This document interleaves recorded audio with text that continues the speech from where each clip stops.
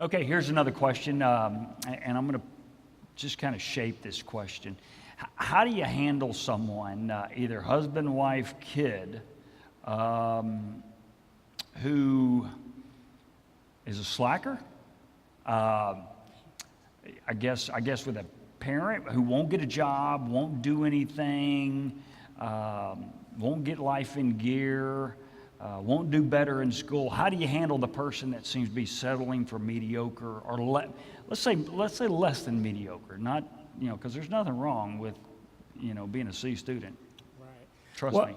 Yeah. Hey, most of us, by definition, are average. That's right. When we really think about it. That's right. I mean, most companies in the country are run by people who go to state schools, not private schools, and so it's kind of a myth that we need to be at the top of everything. But so I think sometimes when I think of slacker, a lot of times I think of situations with school, and what's going on is the child is making 85s, and their parents think, well, if he really buckled down, he could make 95s.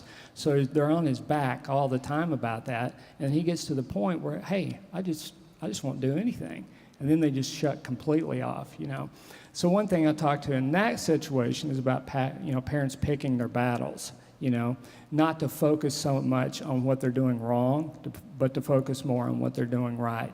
Now that's different as opposed to being a slacker who's just doing nothing. That might require therapy. There might need some kind of intervention to go on there. But with some of this, parents just have a different definition. Each parent has a different definition of what slacker means. So part of what you're saying, let me make sure that they're putting in some effort and energy. And if they're hitting 85, that's one thing. But if they're not doing anything, that's when you step in. So accept the 85 might be what you're saying? Might be. Yeah. I mean, because it just depends. How much effort do you want to focus on that? How much energy? Do you want to ruin your relationship with your child over getting them to that next stage? And so many parents nowadays believe that if their kids don't get into the Ivy League school, that they're not going to be successful, and that's just not true. Research just doesn't show that. But that's what they believe. Well, and even with that, isn't that the same? Not just in academics; it's that way in sports. Mm-hmm. We kids can't play for fun. We have to have them on the highest team, and then this Right. and then that. When the reality of the person that finally ends up in in the major leagues, because I'm a baseball fan, ends up being a 5-tool athlete, and guess what? None of those got taught by another hitting instruction. Mm-hmm. That's not what allows them to run a 4.35 40. Right. That you can take it, you can get better, but there are some people that are just born superstars, and they find their niche. Do you have any thoughts Well, on that? I see both sides of this in teaching. On any given day, I might get an email from a parent saying, why did you take 1 point off my kid's test and he got a 99? And then I may see another email where the child is slacking legitimately and the parent is just justifying it. And so it's hard as a parent and as a teacher to see both ends of that spectrum. But I think you're right. I think effort has a lot to do with the word slacker, and it could be something different. But I think at the same time, our kids need to know that they can be imperfect. They can make a 99 and is not pointed out as a mistake. Yeah. Well, and hey, let me tell you what, the 99 or the 85, and parents need to hear this, that's much more real life than the 100. There's nothing in life that's 100. I mean, there's no marriage that's 100. There's no kid that's 100. There's no job that's 100. There's no pay scale that's 100.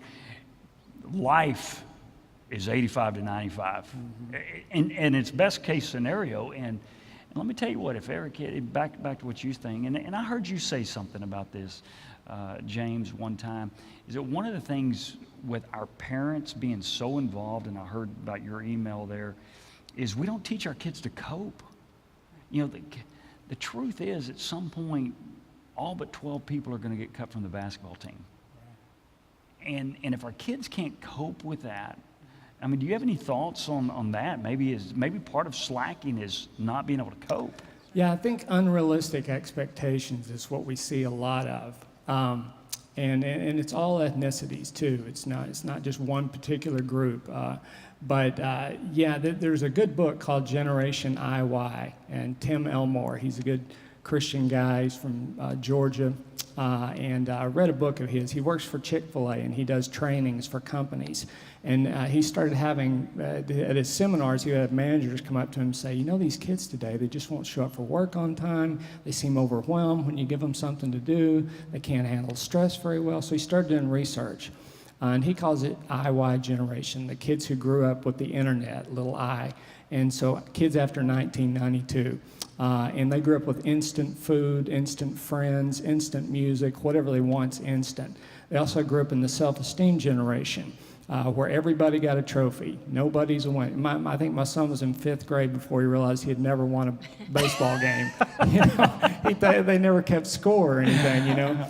So everybody gets a trophy, and then it's also, you know, a lot of parents coddling, overprotecting, taking care of all their needs, don't want them to experience any discomfort at all. And then they get to middle school and realize that stuff's not true. Sometimes you don't make a team. You don't always pass the class. Friends are not always going to like you. And they don't have the stress management skills they need, so they act out. They cut themselves. They get depressed, anxious. They self-harm. I never heard of that growing up, you know, cutting, for example. But that's seen as a legitimate coping response nowadays. So I think kids just get overwhelmed easily. They're not very resilient. Well, that's a great answer. Thanks.